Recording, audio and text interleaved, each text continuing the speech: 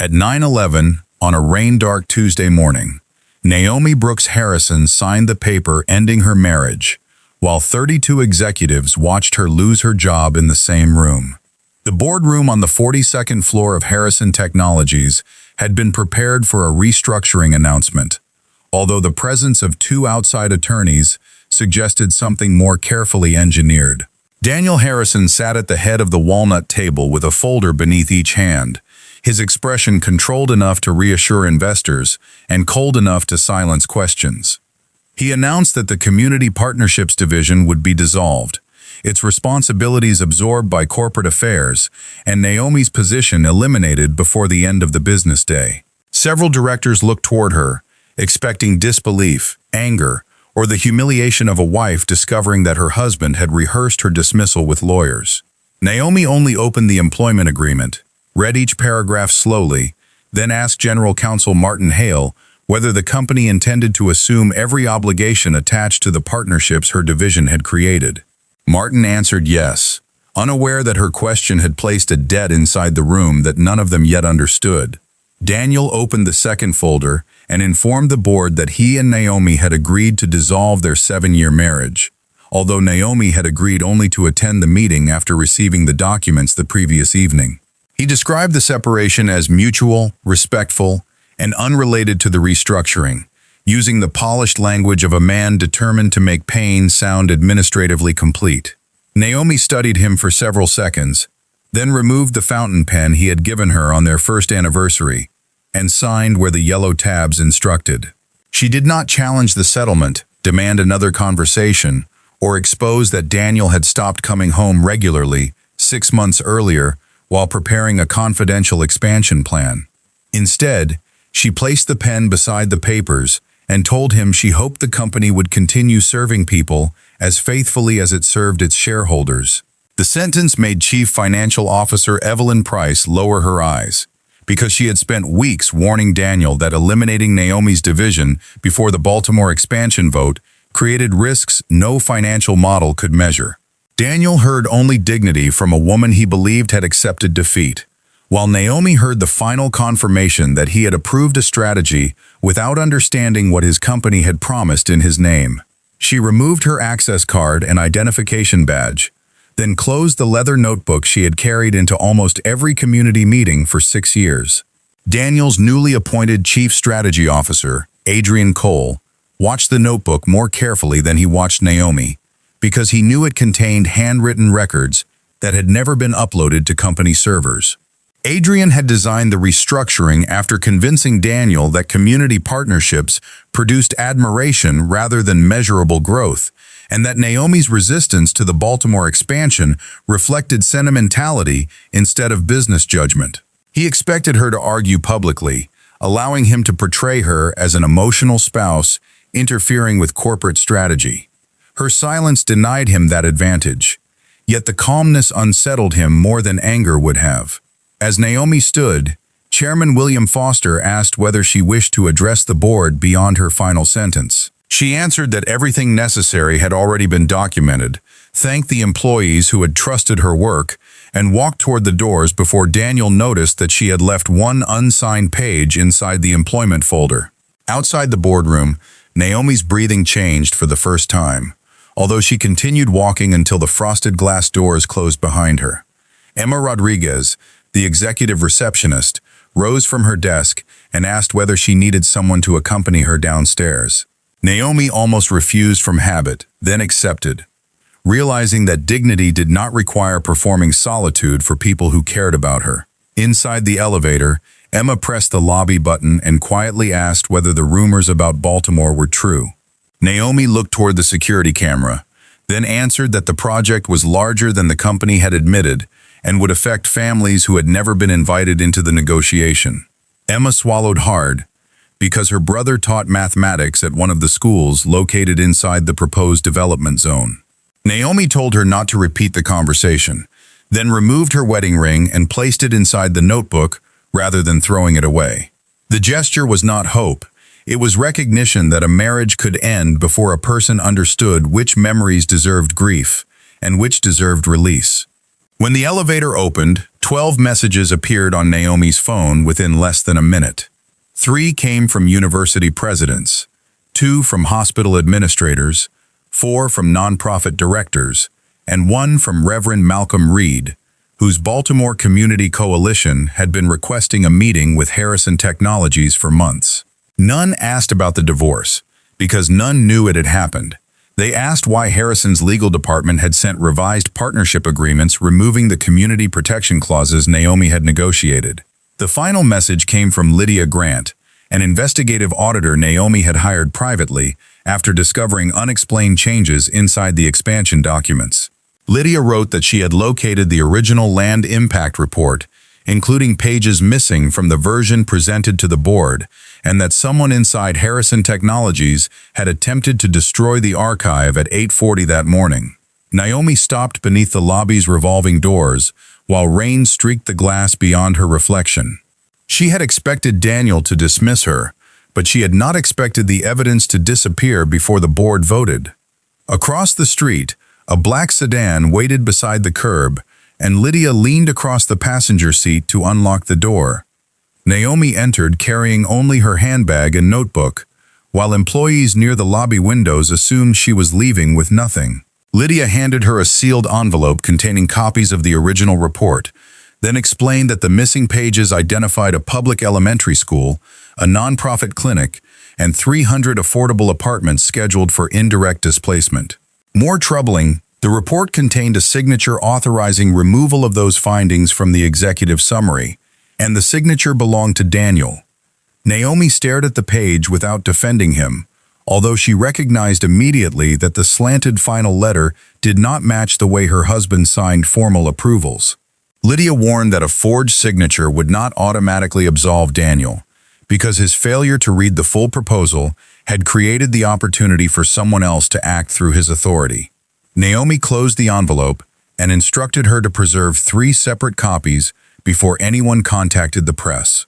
At that exact moment, Daniel opened the employment folder upstairs, found the unsigned assumption of obligations page, and finally read the handwritten note Naomi had left beneath it. Before you inherit my partnerships, ask why 17 of them can legally withdraw if Harrison Technologies abandons the communities named in their founding agreements.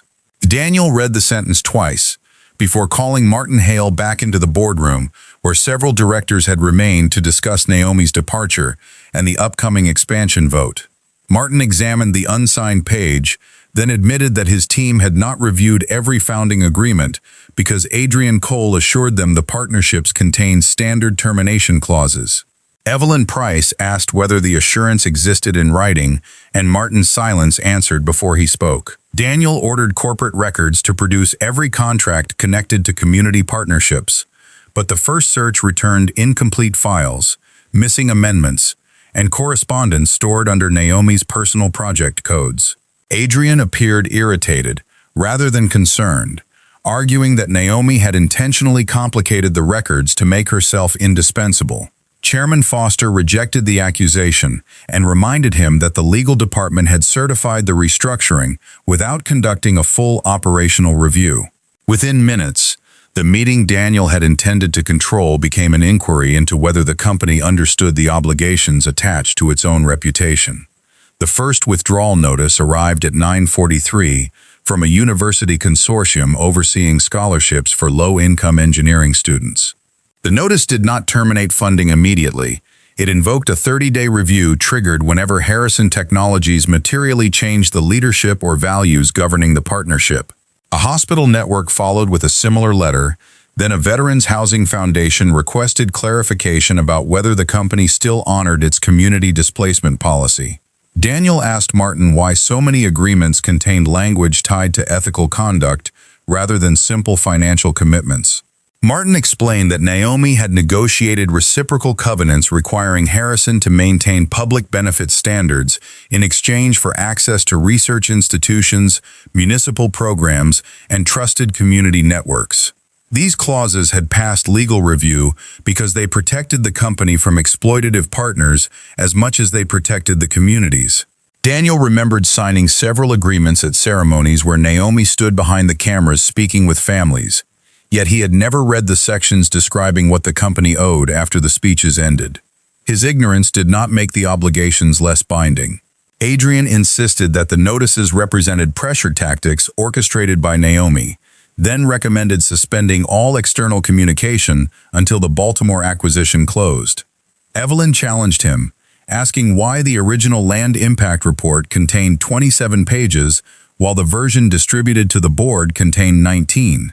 Adrian replied that technical appendices had been removed for clarity, although nobody had yet told him Lydia possessed the missing pages. Daniel watched him carefully, recognizing the confidence of someone who had prepared an answer before hearing the question.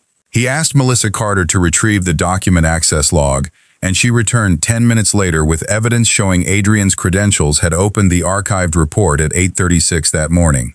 Adrian claimed he had reviewed it before the meeting, yet the system recorded an attempted deletion 4 minutes later.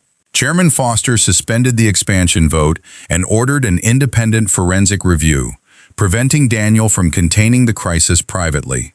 For the first time since Naomi left, he understood that her dismissal might not have been the final step in Adrian's strategy, but the removal of the only executive who knew where the promises were buried. Naomi and Lydia reached a borrowed conference room inside Brooks Community Legal Center, a nonprofit that had worked with Harrison Technologies before the company's charitable programs became nationally recognized. Reverend Malcolm Reed, joined by video from Baltimore, along with Dr. Celeste Warren, director of the clinic threatened by the expansion. Malcolm did not ask Naomi to attack Daniel or release the report because public outrage could cause investors to accelerate the acquisition before residents organized a legal response. He needed time, access to the original community agreements, and proof that Harrison Technologies had knowingly concealed the displacement risks. Naomi explained that the signature authorizing the redactions might be forged, which complicated both accountability and strategy. Celeste asked whether Daniel would reject the project if he learned the truth. Naomi hesitated longer than she wanted, then admitted that the man she married once would have demanded answers. But the chief executive she left that morning had trained himself to treat hesitation as weakness. Lydia opened Naomi's leather notebook and compared meeting dates against the metadata from the altered report. 6 months earlier, Naomi had met Adrian at a Baltimore school after discovering that the expansion map excluded the surrounding residential blocks from its public presentation. Adrian told her the company could fund relocation and build newer facilities, presenting displacement as a temporary inconvenience attached to economic progress.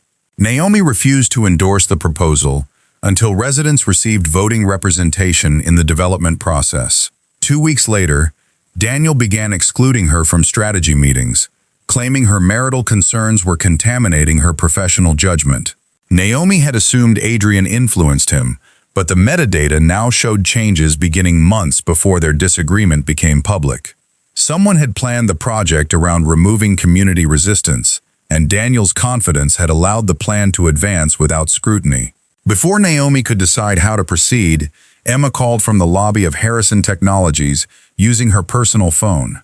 She whispered that 2 members of internal security had entered Naomi's former office carrying evidence bags, although the independent investigators had not yet arrived. One of them removed a locked metal case Naomi kept beneath a cabinet, containing signed letters from Baltimore residents who had participated in confidential listening sessions. Naomi told Emma not to intervene, then asked her to photograph the case, leaving the building only if she could do so safely.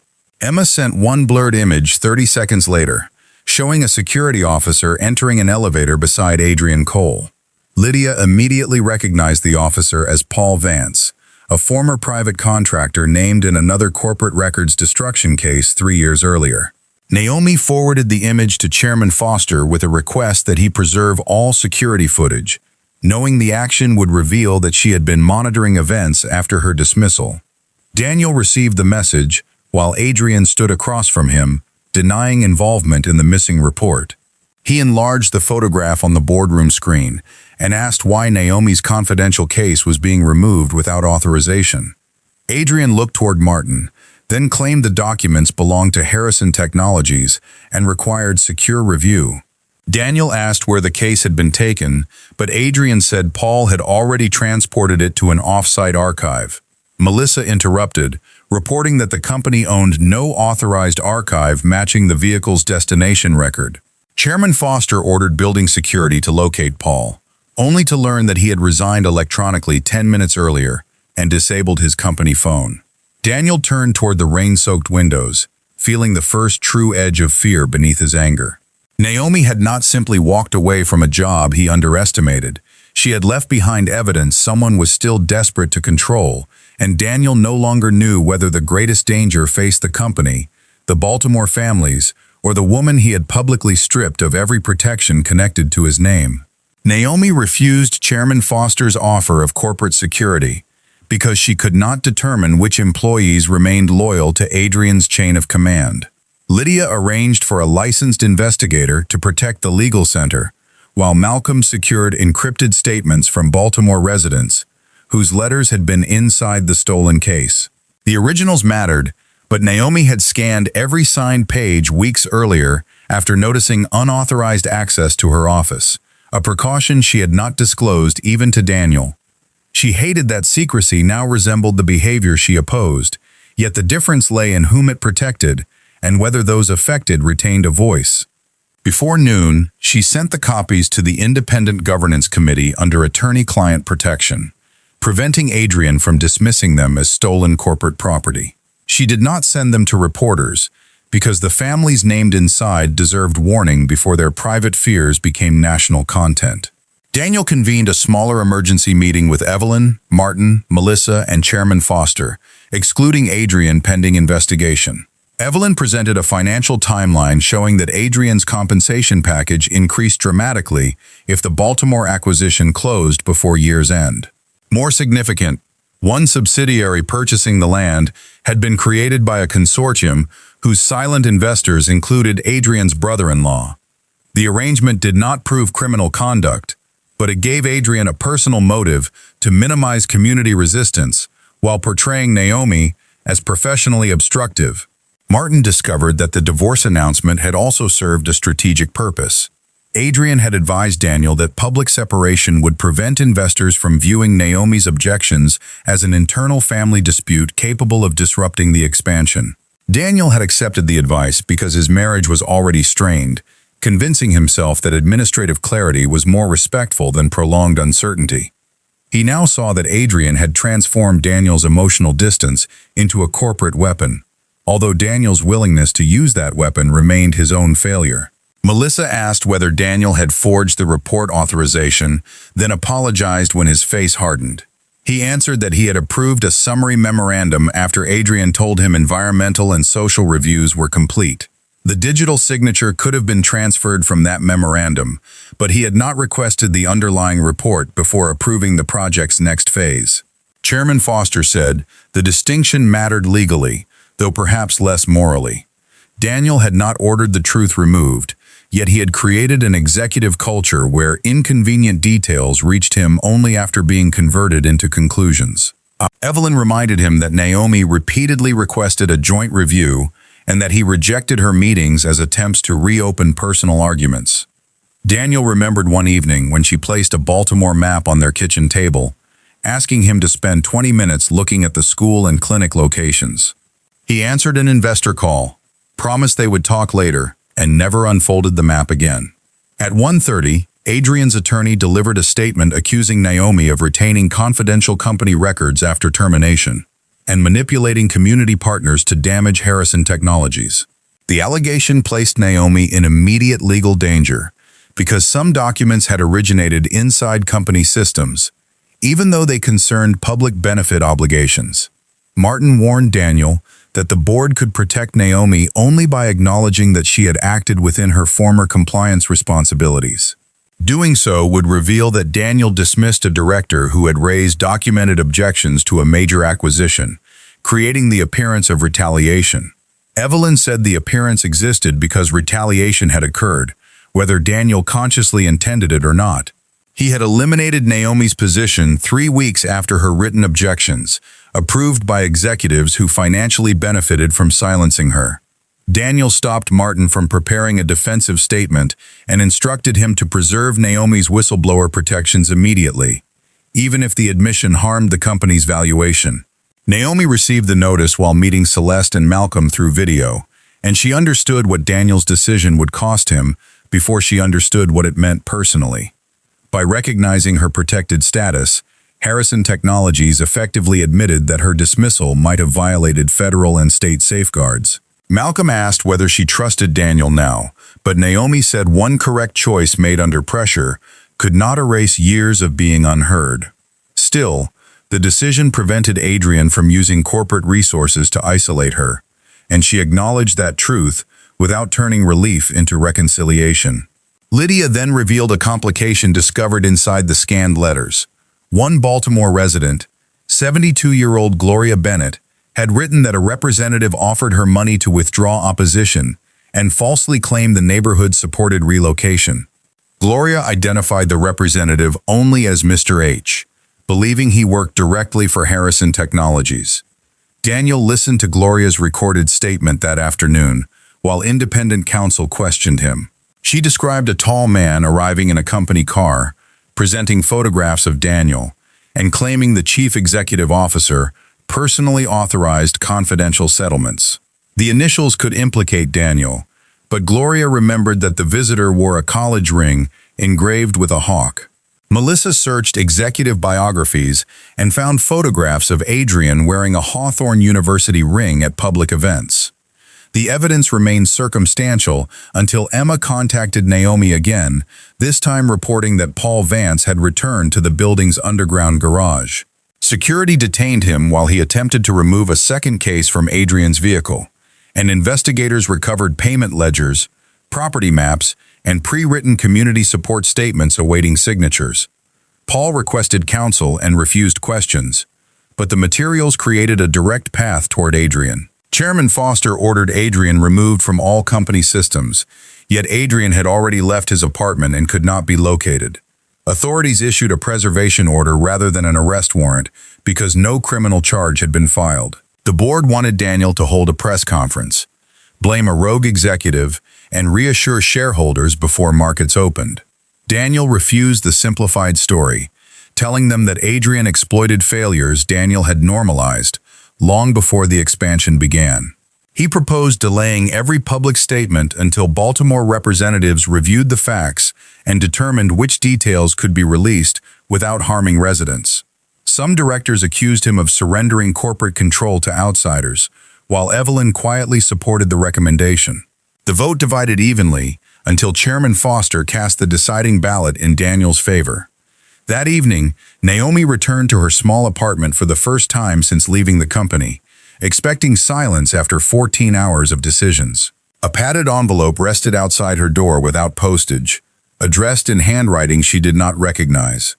Inside lay her stolen wedding anniversary fountain pen, which she had left beside the divorce papers, along with a photograph taken through the legal center's window several hours earlier. On the back, someone had written that the missing report was only one copy of a much older agreement, and that Naomi should stop before Daniel learned what his father had promised Baltimore 22 years ago. She called Lydia without touching the photograph again, then opened her notebook to the first page Daniel had never seen. Beneath a faded newspaper clipping about Harrison Technologies' founding investment, Naomi had written the same question 6 months earlier. Why did Daniel's father purchase land in a city where the company never built anything? The answer began inside a storage facility in Queens, where Naomi and Lydia met Chairman Foster the following morning under the supervision of independent counsel. Foster had served beside Daniel's father, Charles Harrison, during the company's earliest years, and the photograph forced him to reveal information he had protected since Charles died.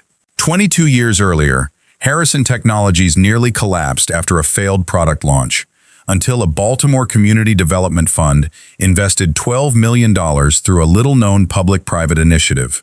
The investment carried an unusual covenant requiring Harrison to return a percentage of future expansion profits into education, housing, and healthcare projects serving the neighborhoods whose fund had saved the company.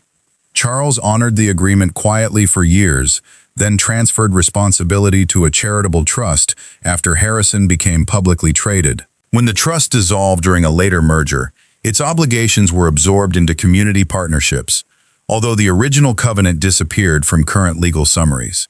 Naomi understood why so many agreements she inherited contained ethical clauses that seemed older than the programs themselves. She had not invented the company's public responsibility. She had unknowingly continued a debt embedded in its survival. Foster admitted that he should have raised the covenant when the Baltimore expansion was proposed, but he believed the affected properties lay outside the original neighborhoods. Adrian's altered maps created that belief by moving boundary lines and excluding several blocks from the historical development zone. If the acquisition proceeded as designed, Harrison Technologies would displace descendants of the families whose investment preserved the company, violating both the covenant and the moral foundation Charles intended. Naomi asked why Daniel had never been told. Foster answered that Charles wanted his son to lead without feeling trapped by inherited obligation, trusting the board to preserve the commitment. His protection had become another form of control, leaving Daniel unable to honor a promise he did not know existed. Daniel arrived after Naomi agreed he deserved to hear the truth directly, although she remained across the table rather than beside him. Foster presented the original covenant, Charles's letters, and 20 years of payment records connecting early community investments to Harrison's growth. Daniel read his father's handwriting with visible disbelief, pausing over a sentence stating that no company should call itself self-made while concealing the hands that lifted it. He asked Foster whether his father doubted his character, and Foster replied that Charles feared obligation might turn generosity into resentment. Naomi said the intention might have been loving, but withholding the truth denied Daniel the opportunity to choose what kind of leader he would become. Daniel looked at her because the sentence described their marriage as precisely as it described his father. Neither of them softened the recognition with apology. The discovery transformed the Baltimore conflict from a disputed expansion into a direct test of Harrison Technologies' legitimacy. Independent counsel confirmed that the covenant might remain enforceable, though decades of restructuring created legal uncertainty. Daniel could challenge it, settle quietly, or acknowledge it publicly and renegotiate the expansion with community representatives. Investors would consider the third option reckless because it could expose the company to additional historical claims.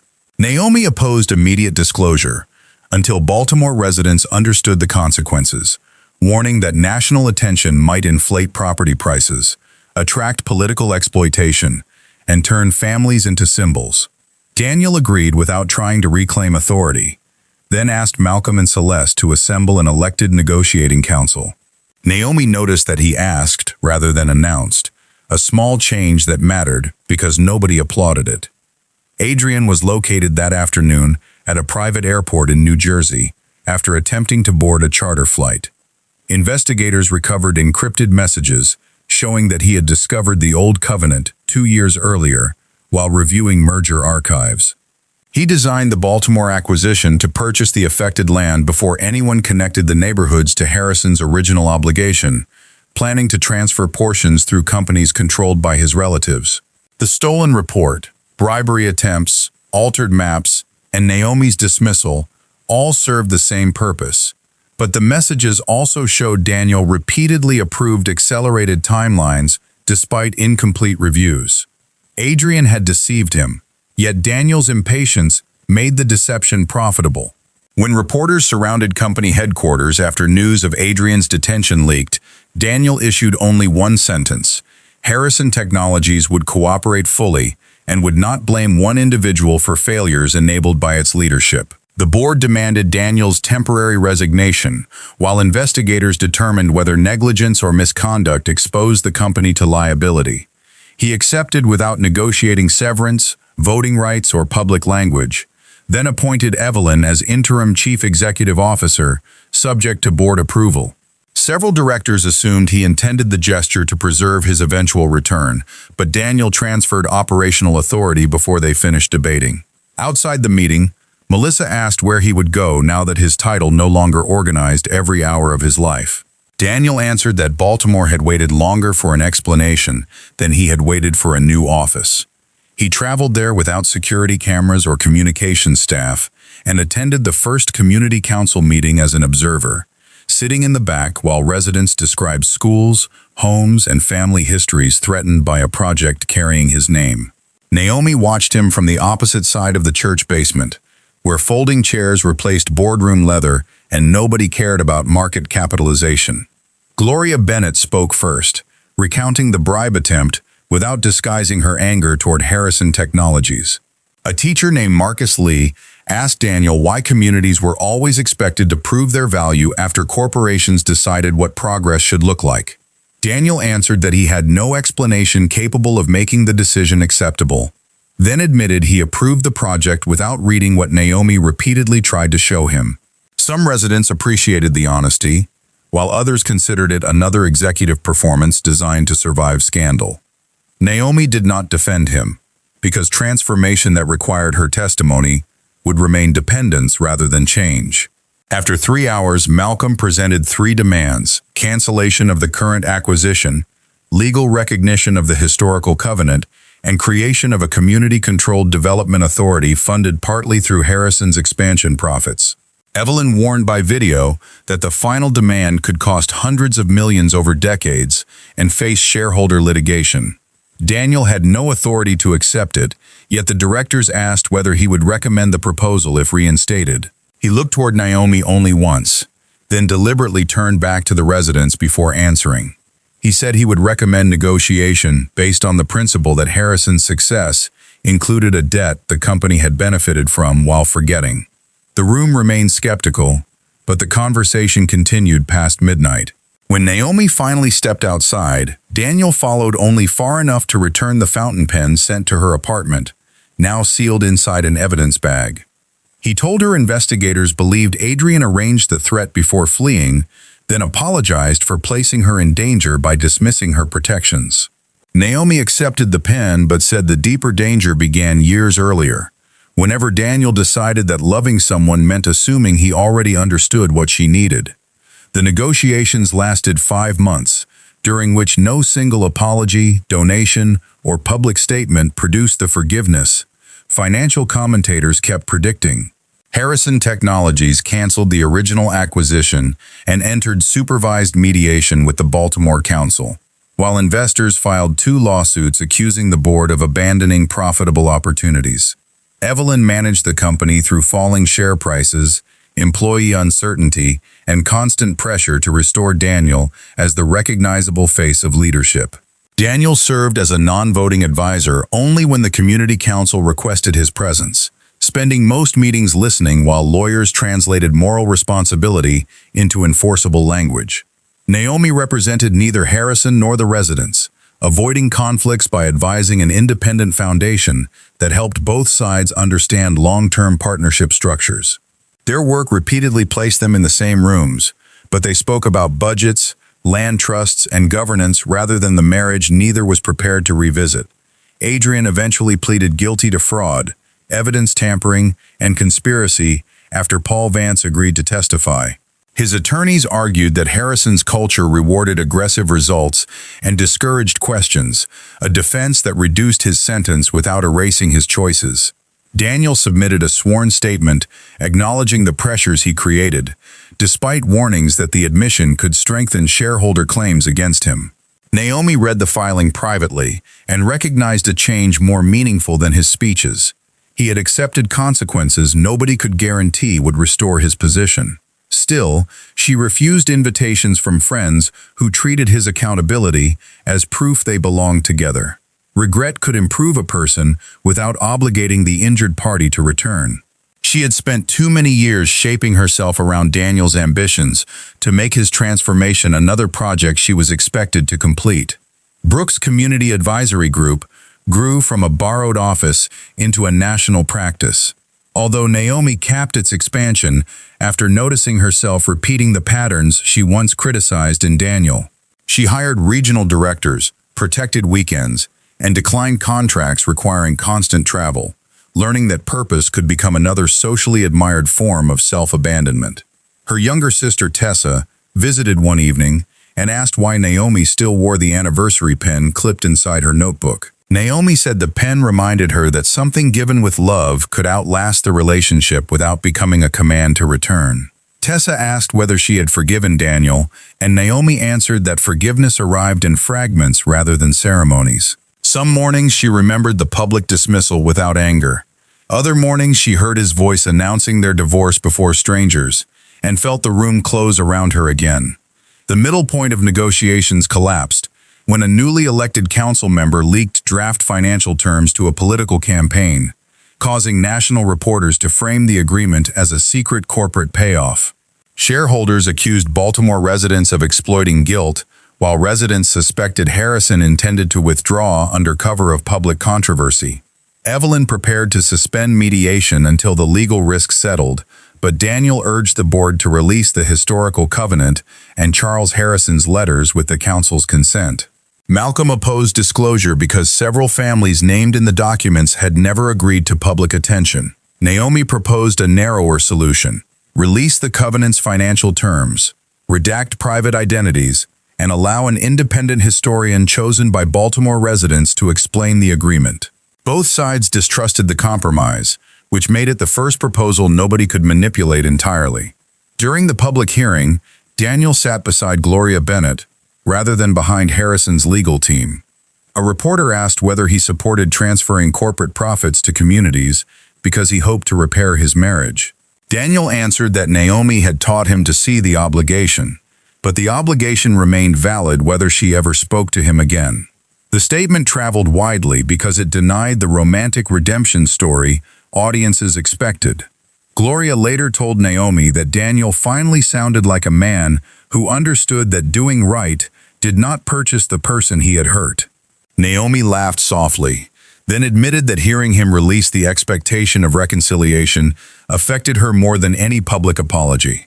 Gloria warned her not to confuse relief with readiness, advice Naomi accepted because wisdom sounded different when it did not flatter desire. The final agreement created the Baltimore Community Stewardship Trust, funded through a permanent percentage of Harrison's qualifying expansion profits and governed by residents, educators, healthcare leaders, and company representatives with equal voting power. It preserved the school, expanded the clinic, protected affordable housing, and allowed responsible commercial development on land selected through public review. Harrison Technologies accepted external audits and restored historical commitments across every community partnership Naomi had built. Share prices recovered gradually after several institutional investors praised the governance model, but the agreement was approved before anyone knew the market would respond favorably. That sequence mattered to Naomi because it proved the decision had not depended on reward. 1 year after the boardroom dismissal, Chairman Foster invited Naomi to receive a Civic Partnership Award in Manhattan. She initially declined, fearing the event would reduce complex work into a story about a discarded wife proving her value. Malcolm persuaded her to accept only after organizers agreed to honor the Baltimore Council alongside her advisory group. Daniel was invited separately to present an award for institutional accountability, a choice Naomi found almost painfully ironic. Before the ceremony, he sent a message asking whether his presence would make the evening harder for her. Naomi considered the question for several hours, then replied that he should attend if he could accept that the night did not belong to their history.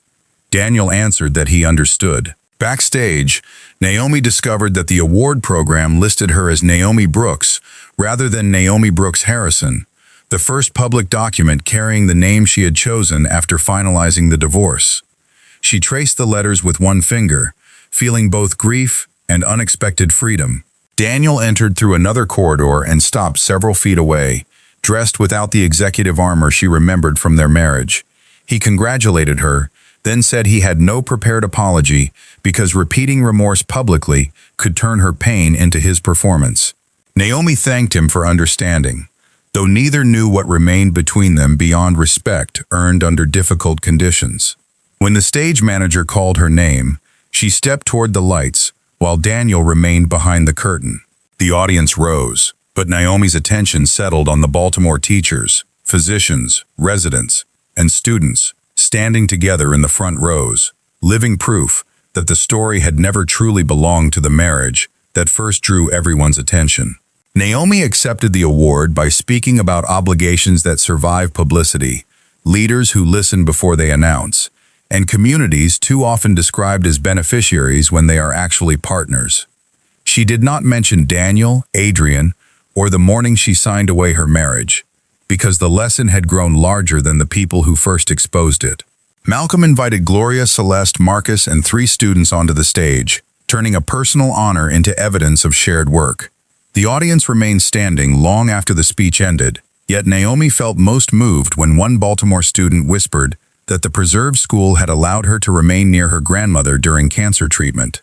That private consequence carried more meaning than the applause, because it revealed what might have vanished inside a report shortened for executive convenience. Daniel presented the final award later that evening to Evelyn Price, recognizing her leadership during the investigation and transition.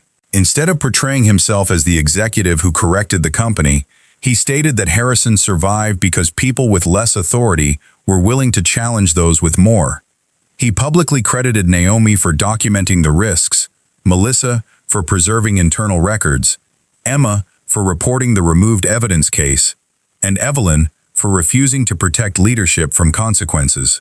The acknowledgement exposed how many women he had once treated as support around his decisions rather than decision-makers in their own right. When he finished, the applause was respectful rather than triumphant, and Daniel seemed relieved by the distinction. He had finally learned that accountability should not produce the emotional reward of admiration every time it appeared.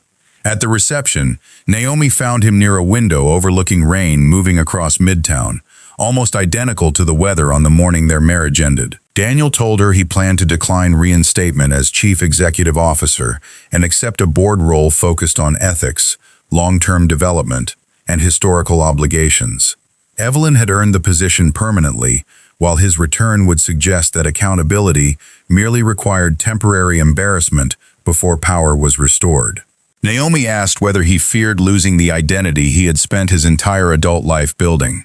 Daniel admitted that he did, then said fear no longer seemed like permission to control the outcome. She recognized the sentence without mistaking it for proof that every old instinct had disappeared. They walked onto a quiet terrace, where traffic moved below like distant water, and Daniel asked whether she regretted signing the divorce papers without fighting for their marriage. Naomi answered that the marriage had ended long before the signatures, whenever conversations became requests for appointments, and concern became interference.